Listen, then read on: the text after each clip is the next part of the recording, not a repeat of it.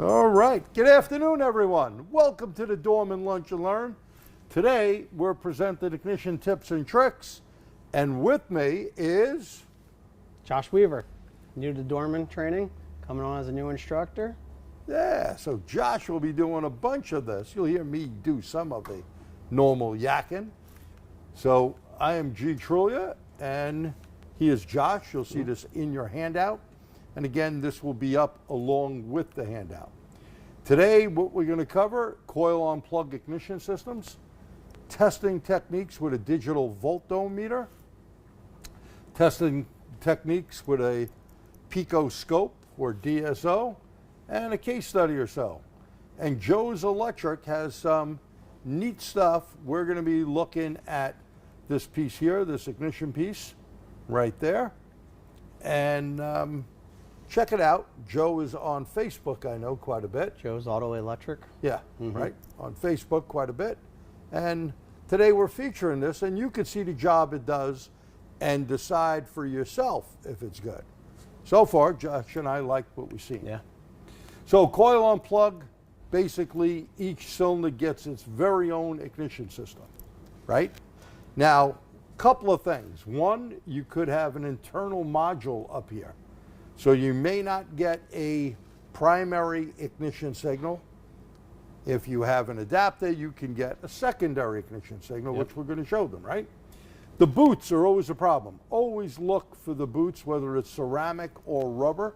And you all know, oh my God, if you're working on a Ford, right? Those go pretty much, right? So any oil contamination, obviously you need to take care of that. A good little tip is take some tin foil for your lunch, and you probably have some right in front of you. Save some of that, take the mozzarella off it or whatever junk you got on it, the mayo and the mustard. Take that off and you can save it in your toolbox and you wrap it. Why would you wrap it and put it back in a hole? You can see the arcing coming across. Instead of going through the plug, it'll actually shoot to the side. Perfect. So it's a good way to check that out. And you would know if you have a bad coil or boot. Now, one of the things, you know, working on BMWs for years, BMW, the driving machine, well, if you let those boots go too long, you would have to read their service information. They wanted the boots replaced at a certain period of time because what would happen? From heat, they'd break down and you'd have a problem, okay? Now, the most common cause of a coil on plug failure is this baby right there. The electrodes wear down, right? Spark plug or a very, very lean condition. So if you have a lean condition, It's going to put a lot of stress on that coil. a lot of stress. And be careful now. Sometimes, using like on Nissans, we will not put in anybody's aftermarket coil. Now, I hate to say that because we're working for Dorman. I don't think we make coils, but if we did, I'd still tell you, you better use the OE coil on that car because you are going to run into a problem, okay? And Dorman makes plenty of good stuff, but here, if you want these things to survive, make sure the plug is good. So when it comes to diagnosing, the most common diagnostic approach is to play the swap game. You know, put one coil in, switch it from one cylinder to the other cylinder. Well, hey, that's okay, right? We've all done it. If it's easy. Pretty easy. Yeah, take a little 10 millimeter in and out. There's nothing wrong with that. But many COPs are hidden under a plenum. Now what do you do then? Take the whole damn plenum apart to try to play swap? You really want to be able to diagnose it, right? So that takes some time. So identifying the top of coil on plug system, you know, is the first step in the diagnostic routine. Because Josh is going to go over, he's going to tell you, there's 2-wire, 3 and 4 wire. and 4-wire. And there's a big difference between 2, 3, and 4, isn't there? Yeah, big difference. So watch where we're coming from, okay? So 2-wire, 3-wire, 4-wire, look at that. I just said that, and there it is, right? So if you look at this wiring diagram, courtesy of Pro Demand, the 2-wire system here is pretty easy. We could go into one of those wires and get a primary ignition pattern, right? Which would be nice. If we have the adapter like we're going to use today, we could go right on top of the coil and get a secondary. Now, secondary pickups, you know, I've done some in some other lunch and learns. Some of them don't work all that well. You know, one of the things that I always like is the GTC 505, but you can't put that to a scope. It's a great little tool, and I believe when I spoke to Daniel, the inventor of that tool, I said, you know, my eyesight's getting pretty lousy getting older. And that little coil oscillation and the spark line, the firing line, it should be spark line first, coil oscillation, firing line, they're getting hard to see. They are. I said, but you know what I do when I can't see stuff? I take my phone out and I play the game, right? So he's going to be adding that type of screen. He's sourcing that stuff out, and hopefully that'll be out in the near future. You know, on that note, G, when you have those potted coils are so heavy, sometimes it's not just going on top, it's going to the side of the coil to get the best representation of that pattern as possible. A lot of guys think you just lay it on top. Very true. It's moving it around. You know, the old days of like the old GM ignition with HEI, well, it had a little piece to go up top, but there were other car companies like Honda and Toyota where the coils may have been integrated inside the distributor behind the cap, and you had to play move it around game, okay? And you're right, you should always try to move it around and try to get the best position. Sometimes whether Velcroing it down, tying it down, ATS uses a bunch of different plastic type of holders that actually hold it there. Those are all things here. So if you don't have a scope, Josh is going to show you this here in a second. Check for 12 volts at the 2-wire cop connector with it disconnected. On some OEs, this may have to crank the engine over to see the 12 volts. If there isn't 12 volts, refer to the wiring diagram. If you have 12 volts, test the switching signal using your test light. One place that you can still use it, right? Now, you know, test light is very little current flow, so be careful with that, very low resistance, right? Connect the light to the B+, and with the coil disconnected, insert the tip of the tool on the ground pin of the connector. You should see the light flash or at least change state when you crank the engine over. So this is on a 2-wire. Pretty simple, okay? With a scope, connect channel A to the coil ground circuit, connect the low amp probe to channel B, select the 20 amp scale, 0 to clamp before attaching it, always 0 close. So if here's the coil, I want to go close to it, not all the way back here, not when I'm connected, close to it to 0 that. Then attach it and you should get a signal. Gonna let Josh take over now and shut my mouth here for a minute. All right, so the other thing I want to add to G is electrical's 360 degrees. So where we start, we have to finish. Just because the 2-wire coil and plug may be under an intake, we could still get to a bulk connector or even to the PCM if it's easy enough, and we could still apply that same circuit integrity testing at those locations. Because whatever happens here has to happen down the line. You bet. So it's definitely nice that electrical's 360 degrees. So when you're testing these 2 wires, they have a high inductive flyback. It takes a lot of energy to jump these coils. You should really know what the value input that your scope is going to be able to take. Older models are 50 volts on like the Pico. The newer ones are 200. You know, the ATS is 500. It's non-attenuated. But this is when we talk about what kills coils is this is your energy to jump that gap. So if we had to jump that gap, we didn't really need a lot of energy. But, you know, if I had to jump from here to the other side of the shop, as much as my dad body looks like I work out, either one of two things are going to happen. You better eat your Wheaties. I'm going to make that gap and never do it again, or something's going to break. That's true. And that's where that firing line and that attenuator is needed, because you need a lot of energy to make that happen. And think about when that plug is worn or something, that those KVs are going to go up, aren't they? Yes. And that's where you got to use this thing to save your scope. You don't want to burn your scope out. So a lot of scopes do not have built-in attenuators. The Picos do not. Nope. So you're going to need to use it. If not, you'll damage your scope. Always make sure, by the way, that you have a good ground. Yes. That is another thing. You know, if you have a Fluke scope, Fluke tells you they have isolated channels. An isolated channel with a good ground, you're not going to do any damage to anything.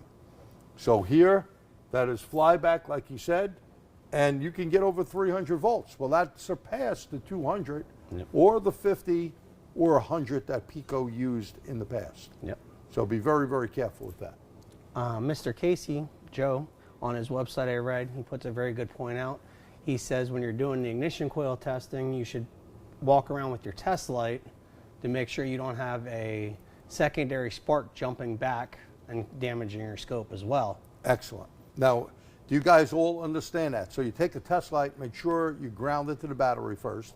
Make sure it works. You know, my Snap-on one broke many times over the years. So make sure it lights up when you touch the positive side. And then, as Josh just said, Joe recommends going around with the test light. Keep your finger off the metal, or it'll be a shocking experience that you won't forget, right? So go around and see if there's any stray voltage, maybe a coil. Yep. You know, when you see that blue and purplish color and yellow, nah, not the stuff I did in '69, okay? It's really, that's where stuff is burning out from.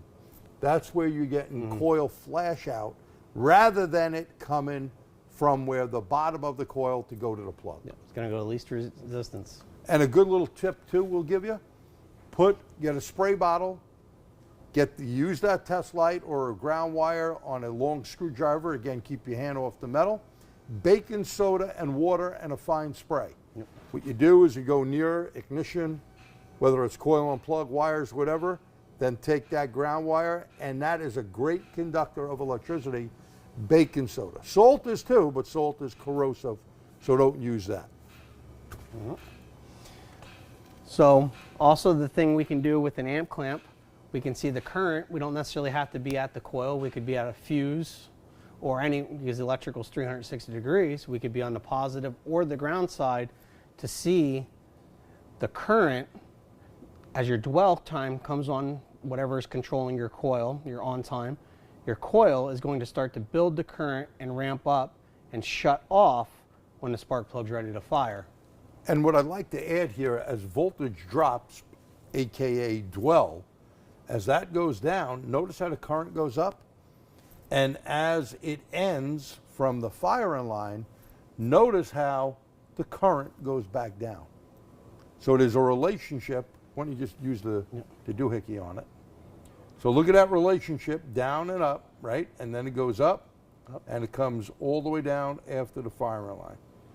So it's good to do that. And by the way, if you get a coil that does not ramp and it just goes up, that could be a bad coil. And we've had some. I remember, I mentioned Alaska earlier. I remember working on the emission program up there, and there was an aftermarket coil that failed. They changed it.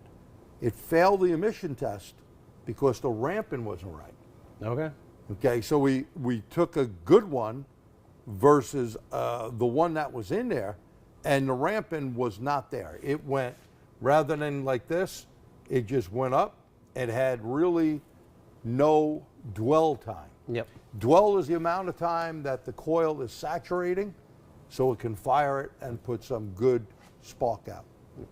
You also want to take notice to the little tiny inductance, inducting the primary into the secondary windings. When you probably saw your ramp in Alaska, it definitely wasn't there. Just shorted right out. Yep, and shot right up. Very good. 3-wire coil and plugs, a little bit different than your 2-wire, because now the transistor that turns that coil on is no longer in a control module or a PCM. We now have turned it right into the ignition coil itself, where we can actually turn that on and off as opposed to externally. So Josh, does that mean I don't get that nice ignition looking pattern anymore? No, you do not. If you are doing this, you're going to have a power or ground and a 5-volt turn-on signal. And we're going to show you that because a lot of people don't realize that. Okay. Now the only way, again, you can't get primary, but you can get secondary if you have a good secondary pickup. Yes. You'll see like Joe's Electric, we are on we're on this Lexus here, a 4-wire coil that we're going to be talking about. Now, we have a question there? What about those downward spikes on the end of the current ramp? I've been told that's a secondary issue. Is that correct? So go back to the slide a second. So right here, the downward spikes, not a problem that I know of. Oh, just highlight that. So he's talking about right there, the bottom part, downward spikes. There's no problem on this particular setup that we did. Yes, but very deep downward spikes. Of course, if something goes way down, if we're talking, well, we're pretty low here on the screen, but if we went maybe real low, then there may be a problem. Yeah, if we saw, probably not much better, but say the top one, if we were really coming down, 3, 4 lines. Yeah, then you would have a problem. Yeah. So good question. Okay, you did 3-wire, go ahead.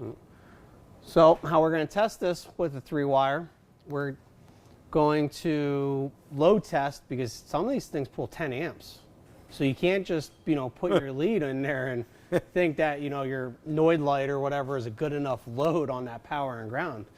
They're going to pull some amperage on these things. What do you mean? I can't just take that little test light or my power probe and see it sort of flash? Definitely not. Well, it'll tell you something could be there, not but be not right. enough to operate the circuit Yes. correctly. Always load the circuit up. If you want to make sure that thing can work, may have to put a headlamp or something on there, right? Yeah. Something that's going to pull that amount of amperage. Also you might have to get that power to come on, it might have to be in the on or the run position, not just turning the key on. Correct. It's not going to necessarily have a constant power there. So once we load test the power and the ground on our trigger wire, we're going to set our meter to hertz. We're going to put the black on ground and our red connector, we're going to gently back probe to the back of the turn on wire, and we should have some kind of frequency or fluctuating because that's your dwell time, your on time, just like we were. So why don't we show them that on the meter? Yeah, absolutely. You'll be out here. I'll go and start it up for you. All right. Okay, so Josh is going over. We got a meter on there. Explain again, Josh, where's the black wire? The black wire is at the battery, and the red, our lead right here, we have on our turn on at the coil. We're going to set this up for frequency. Right now we're at 0, nothing's happening. Say when. See that okay? All right, you can start it up, G. And don't forget DC Hertz, Yep. HZ.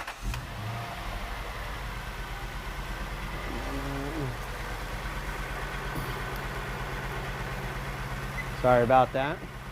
And then we have a fluctuation in the frequency, which is showing our on time for that coil. And look at the upper right-hand part of the screen. You'll see Hertz. Hertz, the amount of time something happens in a second. Milliseconds. Why is this not going to hertz? There we go. Right there, we're showing our hertz. Turn that down a little bit more. Right there. All right. And again, if your meter doesn't have that, if you just left it on DC, Yep. why don't you switch it off Hertz for a second and just put it on DC? What are you seeing? I'm seeing 0. See, so that's not a valid test, but if you press the button and go to Hertz a few times, There we go. and now it doesn't hurt, it actually gives you Hertz. Yep. So there's a test if you don't own a scope.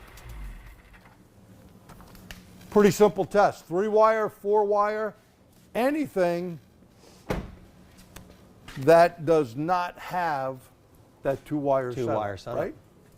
So, and by the way, 2 wires are pretty old. We don't work on too many. I'm not saying we never get them in, but there's really not many of them around anymore.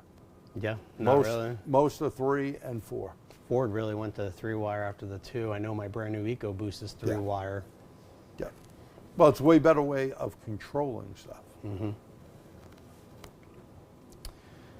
Testing with the scope. So we're going to put channel A. You're going to put, if you want to see the amperage, you're going to hook up your low amp clamp. You're going to put, set it to 20 amps. You're going to zero it near the wire, but electrical's 360 degrees.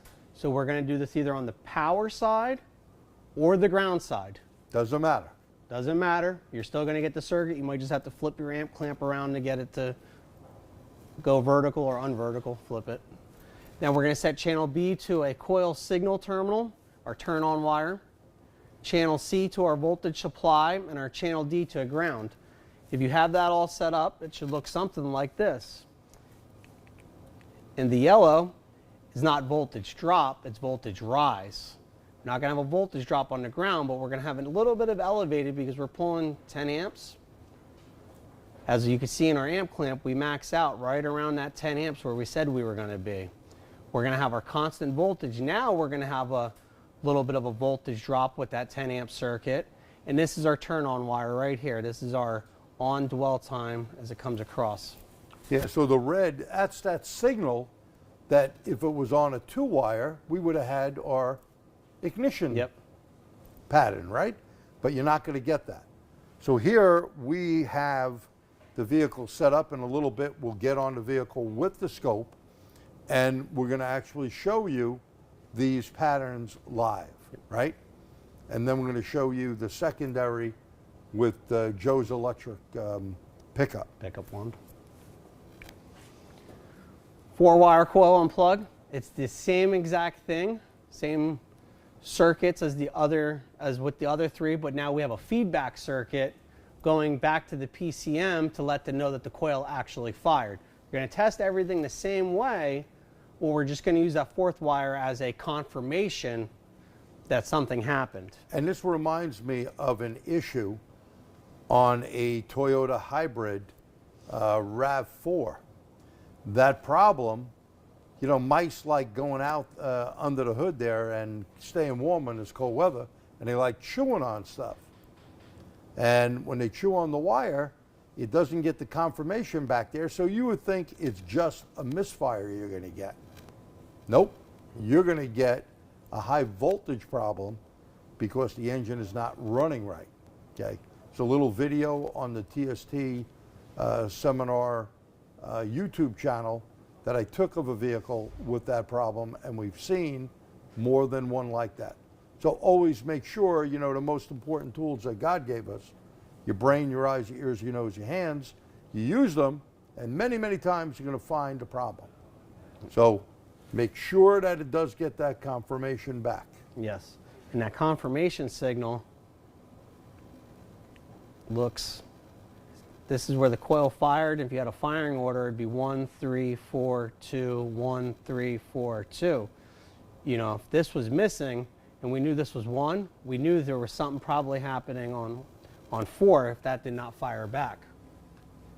Does it use a trigger wire on some models to get the feedback spike to indicate spark happened? Well, I believe that it's one and the same. That is an inductive feedback signal from that coil dropping out, which sends that back to the wire. I think that's what they're asking there. Yep. Did that answer their question? Yep. All right. Same thing, 3-wire coil, but now we have a redundant ground coming back. Everything is the exact same on this, guys. We don't have to overcomplicate this one. So there's that redundant ground. Then we have our power. We have our power and our ground and our turn on. Yep. Yep. So we have some stuff here from Joe that he had sent us. And we have, these are his noise detectors, the left and the right here. And then we have his secondary pickup wand. We're going to demonstrate that here in a minute. First, we'll show you guys on the car what all 4 signal wires look like back probed live on the Pico, and then we'll switch over to the secondary. Yeah. You ready to do that? Yep. Click it. I think the next one, let's go to the vehicle. Yeah, live on the vehicle. Live on vehicle. Okay. Alrighty. Let's get this meter out of the way. And in case you're wondering, Joe sent us, a lot of people send me stuff, and if it's no good, we don't use it. I think this is a good tool, and you let me know when you're ready, Josh. All right, give me one. And that's why we're using it in this webinar. All right. Ready? So let's just zoom in. Let's show the fit, see if we can get the settings here. We have a 4-wire coil, so we have channel A, B, C, and D all hooked up. So we're expecting to see a power, a ground, a turn on, and a feedback on this car. If you want to go ahead, start that up, G. Here we go.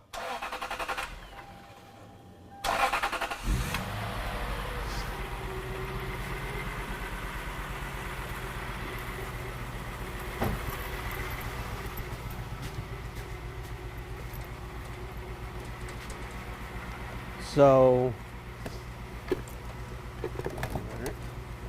Good, you keep going. so what we have on the Pico scope is where orange is our on-off wire. That is that 5-volt on-off that we are looking at this dwell here. We're triggered on that to keep the entire pattern on display. Our green is our battery voltage. See, we have a little bit of a voltage drop there. And then our ground is in the red there. And you see we have a slight rise in voltage. And then our yellow is our feedback. I'm going to zoom out a little bit here, put a little bit more time on the screen. I'm going to switch that. And we can see that yellow is that feedback circuit that we were talking about. So there's 1, 2, 3, 4, 5, 6. It's noise. So we have that pickup there in the orange. Go back again. We have, like I said, we have our orange is our on time, our red is our ground, our green is our power side, and the yellow is that feedback. So now what we'll do is we're going to disconnect the yellow and we're going to switch over to Joe's probe. Shut it off? Yep, go ahead.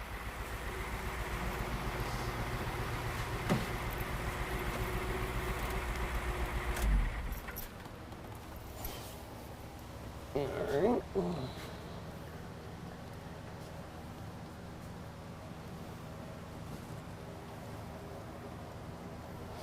Gonna get that set up there. Gonna just change our settings around here for a minute. Really get this down to about 100. So now you're not going to be on primary, it's going to be on secondary. Yep. This up a little bit. All right, I'm going to leave that triggered still on the turn on wire so we can see that secondary. Good? Yep.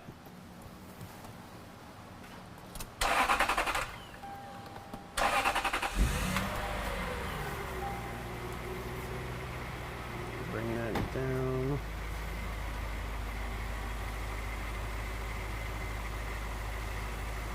There, we can see that yellow secondary. It looks like, just like our primary from our 2-wire coil, but now we can see it externally through the secondary side of that.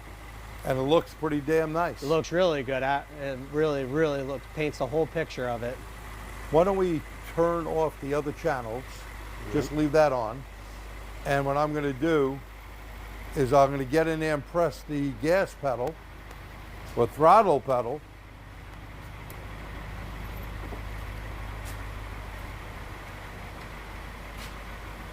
All right.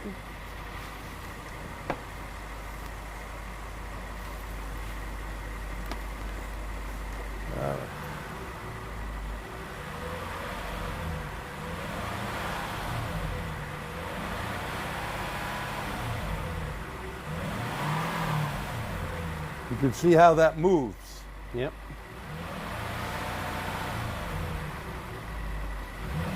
Yeah, really, a really nice pattern. We were both pleasantly surprised. Really picks up those coil oscillations on the end there as well. And, you know, Joe's not a big company. He's a little guy that looked at something and figured it out and makes his tool. I'm not sure how much it goes for. Go to Joe's Electric. I found it through Facebook, his links through Facebook.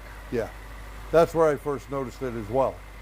So he doesn't even know we're doing this, and no, he does not pay us for this. If we see something that is good, it gets on here. Next month, we'll be playing with different scan tools, inexpensive scan tools, that basically can help you as a secondary tool in the shop. Okay. So here, really nice setup. It, you know, works on other scopes besides Pico as well. You can put it on your Snap-on. You can put it anywhere. Just, you know, always remember to have your scope grounded. Make sure there's no stray wire or stray voltage from a wire or a coil. That could be a problem. Oh, so someone put that up. Oh, good old Oscar Gomez. Look at that. He's watching us from California. Hey, brother, send me some hot weather, will you? And that would link right to his store. Good. Thank you, Oscar. Appreciate that. It's another one of our guys. He's out there in California and runs a bunch of different classes. He does have, I think, Oscar, you going to run another J2534? Are you sending the heat my way? Thank you. I appreciate it. All right, any questions on this so far before we go into some of the case studies?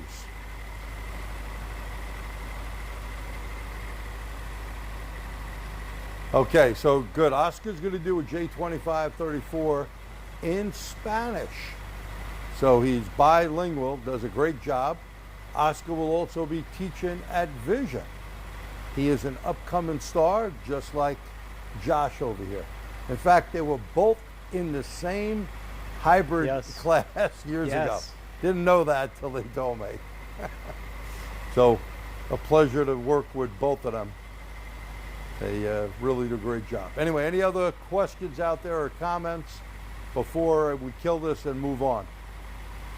Okay. I'm going to kill it. All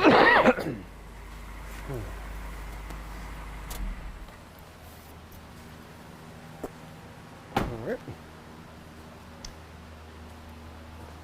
I think we have a case study or two in here coming up. Yep. We'll walk through them. So we have a Jaguar with a night light. That's awesome. This is a car that actually came into your shop, correct, G? Yeah. It was an old student of yours. Yep. So here, you know, it's hard to tell. I wish I would have taken a video, but I think visually, if you look at these, you can see there's other three coils here, right? Never mind the other bank.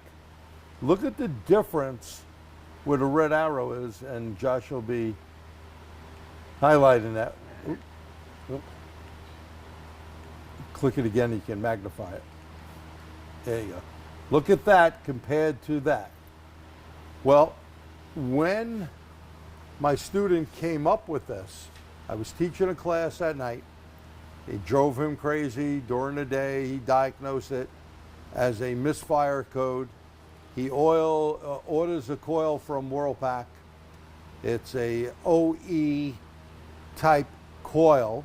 It was an OE supplier for Jaguar, but not the actual OES, original equipment supplier of the part. And that's one of the things you got to be careful of sometimes. This is a name brand, okay? Not going to get into the brand because everyone has defective parts, right? Just the way it is. There's a percentage of stuff. During the day, he could not see this thing flashing. But when he brought it at night, and before I pulled it in, I said, let's open the hood. Open the hood up, and this thing is flashing at us like someone's taking my picture from under the hood. The coil was no good. He couldn't believe it. We bring it in, inside the bays with the lights, you couldn't really tell. No. So what do? Yeah, that's right. You played the swap game, right? Yeah. You played the swap game. I said, hey, Paul, this coil is, yeah, but it's so-and-so brand. It's no good, period. And don't always think something new is good. We've had OE stuff go bad. Yeah. We've had aftermarket stuff go bad. Not And ever so have worked you. yet. Right. You got to test, not guess, that old son saying, right?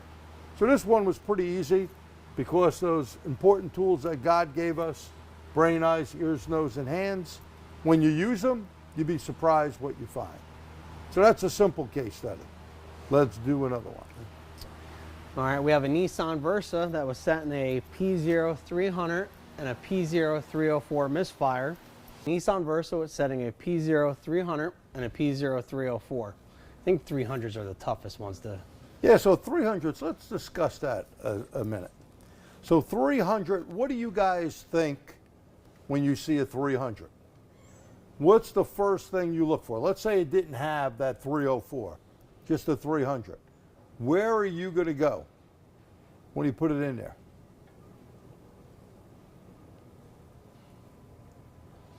Random miss. Okay, it's a random miss, that's correct, yep.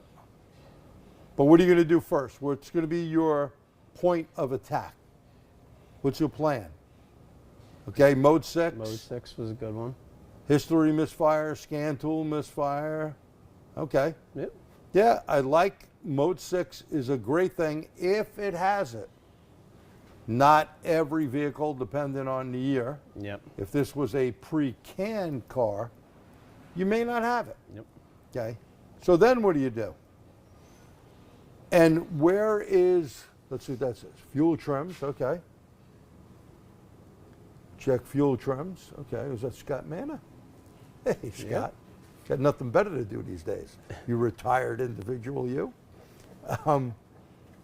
Yeah, it's a good idea to look at that. But is it always ignition?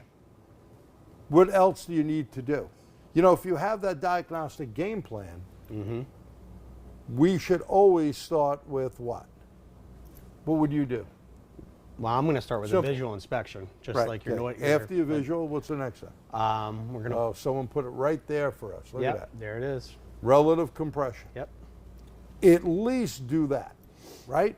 So the visual is good because just like that coil firing right there, you could see it.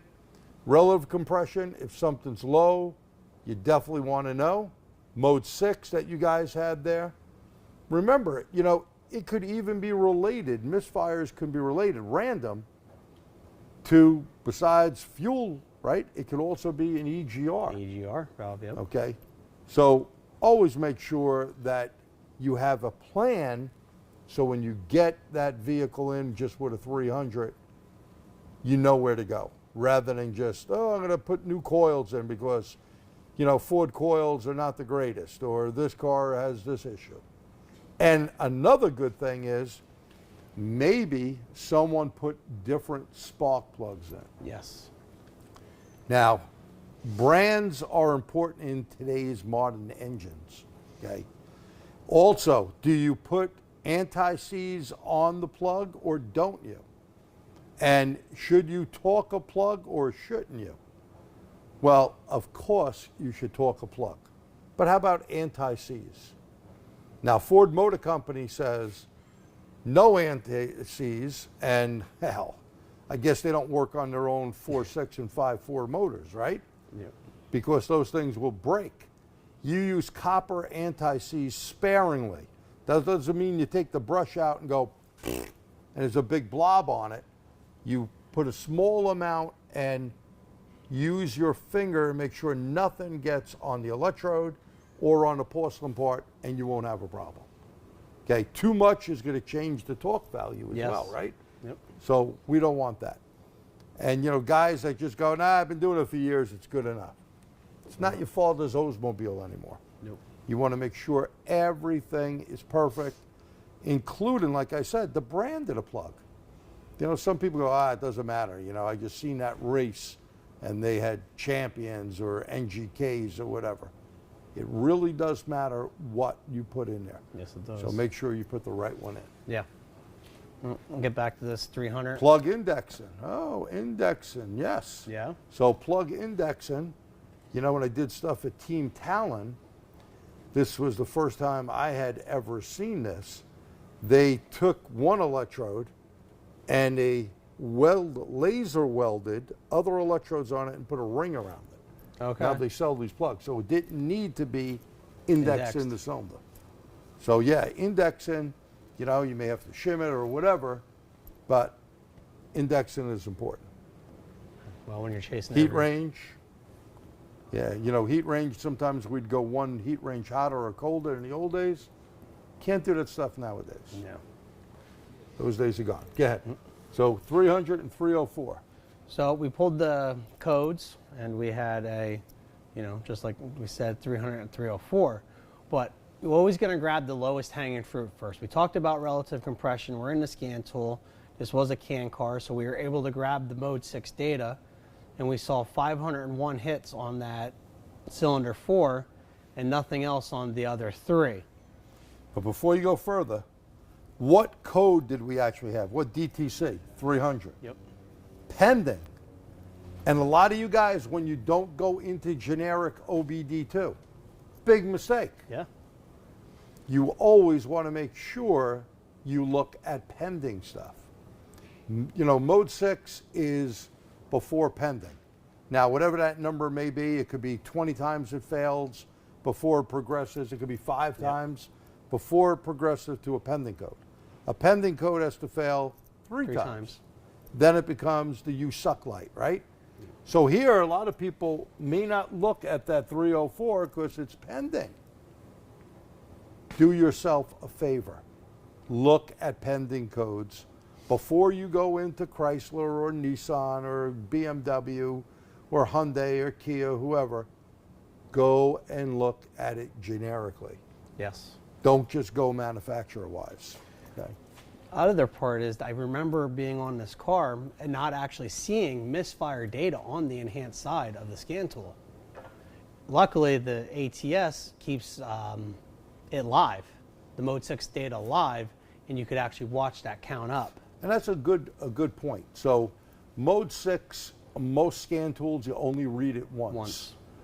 There's only 2 companies out there currently that read it all the time. One is Auto Ingenuity, owned by Opus, and you have to click on that. And the other one is ATS, where you can click on it, either read it once or more, and that means rather than the one shot of going, it's going, give me update, give me update, give me update. Most of the time, you'll have to drive the vehicle. Now, you know, Pete Meyer, who also works with us, we've done some TST and Motor Age things live, and we had a very late model vehicle where the mode 6 misfire data was coming right up in the back. Okay. Okay. Now, Ford Motor Company turns that stuff off because they don't want to show it at idle. And I forgot if it was a Hyundai or Honda, one of them. But it actually showed you right then and there. And if you only did once, we took it off using the ATS EScan. If you only show once, you don't get any update. So it is good to have either one of those tools. We're not here to sell you tools. We're here to help make your job easier. Yes. And that's what we're talking about right up here. If you could highlight that, Josh. You see read mode 6 continuous? You know, and if you have, you know, Snap-on, Autel, Launch, all the other ones, they don't do it. And you got to keep backing. You got to go back all the way out and come back in. Yep, that's correct. So, so you wanted to show them something on there as well? No, I think we were just showing them that we were reading this in continuous misfire, that there was no misfire data. And, you know, the other thing here is another great one, time to temperature. Yes. Right? Because, use your highlighter because you can't see my finger. Yep. So time to temperature is important. And fuel trim. Just like our buddy there, freezing out there in Chicago. We have power going here? Want to make sure we're at the right operating temperature so that we're giving enough fuel to keep that up with that current coolant temperature sensor to keep that perfect stoichiometric air-fuel ratio, you know, because colder engine's going to take more fuel, you know, less engine's going to, sorry, I screwed that up. Colder engine's going to take more fuel, hotter engine will take less fuel, and I think it's definitely important to make sure we're at that time to temperature. Definitely true. So the other thing, besides using the misfire auto counter and mode 6 data, I don't necessarily always believe that's the cylinder, that's the culprit. Because a lot of the times if somebody did not do a, well, I guess we can ask, if you have a misfire. Yeah, what do you need to make sure is correct? After you fix the problem. Any takers? Anyone, guys? Anyone? What do you need to make sure it's correct?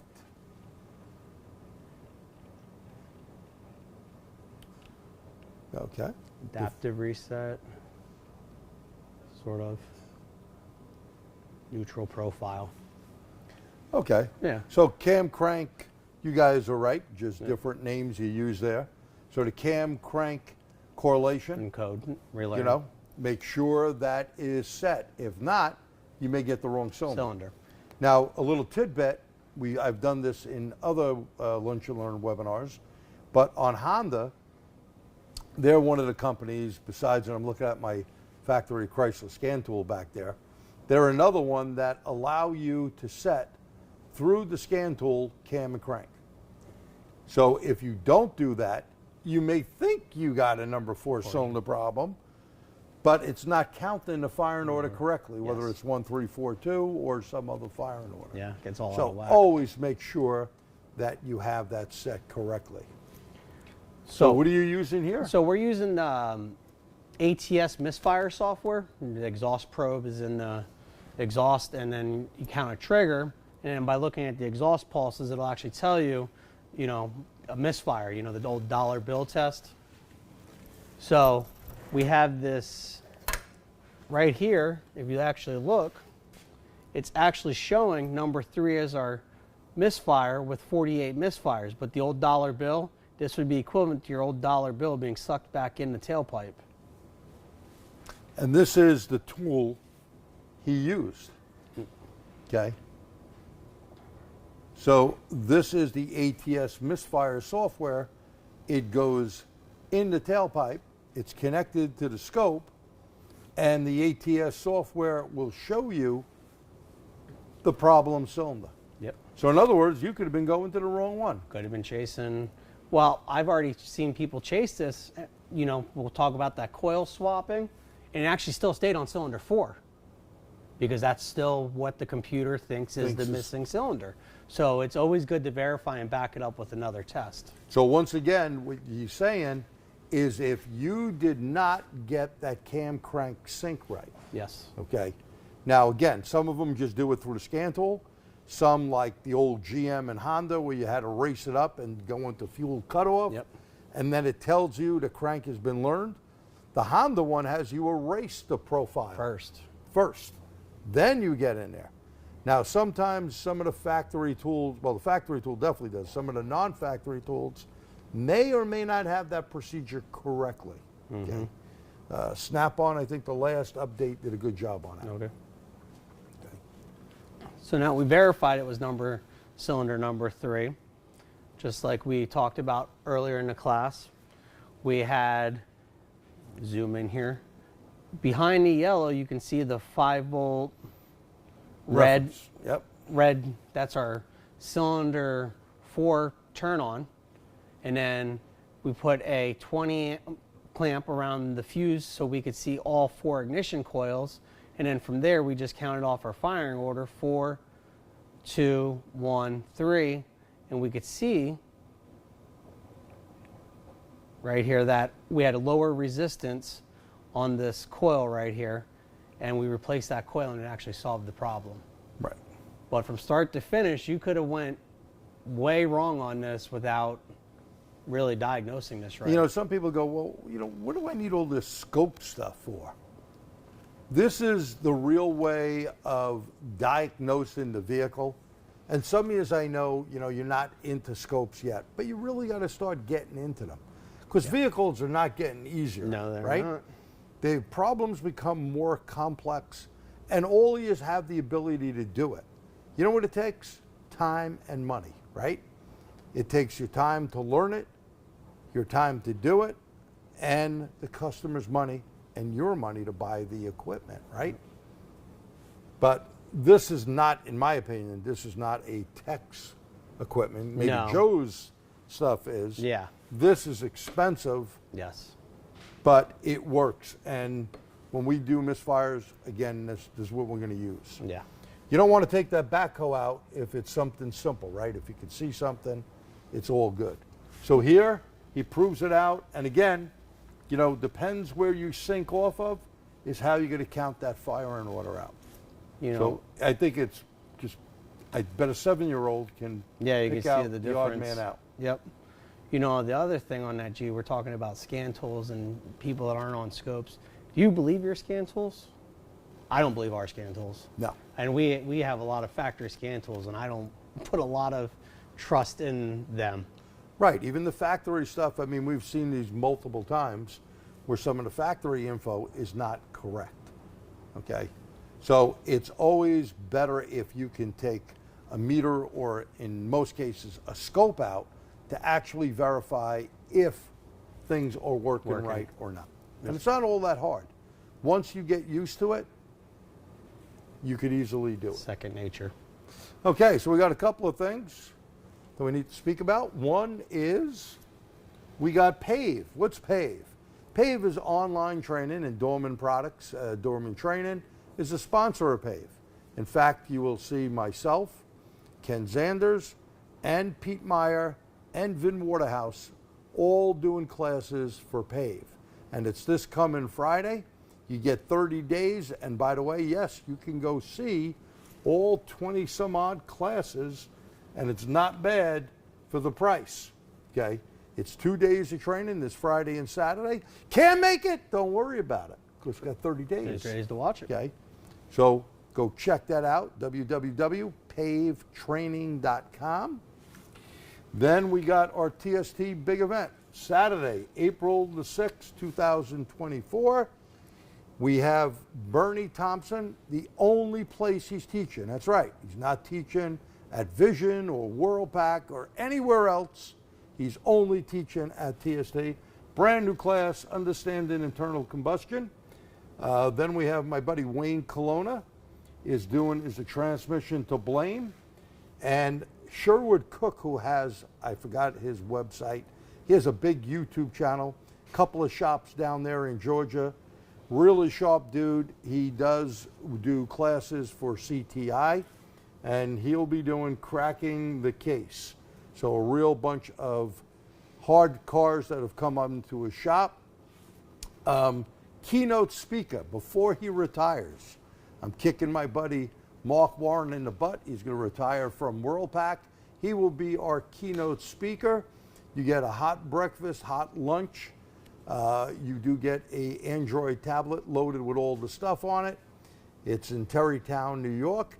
You can go to www.tstseminars, that's tstseminars.org. Check that out. And another plug, look at this, plugs up the yin yang. We do have a couple of openings. Josh and I will be teaching this hands-on electric class. It is this coming Friday. We do have a few more seats left. Friday, Saturday, Sunday, 8 to 4:30. Everything that you really need to know, whether it's a brush up or anything else, check it out. You can go to dormantraining.com to sign up, and it'll give you more stuff there. We do have upcoming classes again. Pete Meyer and myself doing another lab scope class and all that, and we're going to be right about on time. So any questions? We thank you for your time. Do you think this information was helpful? If it was, letter Y. If you think it sucked, you can type in the letter N. We do appreciate your time. If you have any ideas what you'd like to see in the future, please type them in. I remember someone told me they wanted to see fuel pump testing, and we did it because, I can't always think this stuff up. We've been doing it for 2 or 3 years now, I think 3 years. So give us your input. And thank you so much for your time. Have a great day. I'm G. Trulia, and Josh Weaver, thank you. thanks for coming out, Josh. Appreciate it. No problem. Have a good day. Oop. There we go.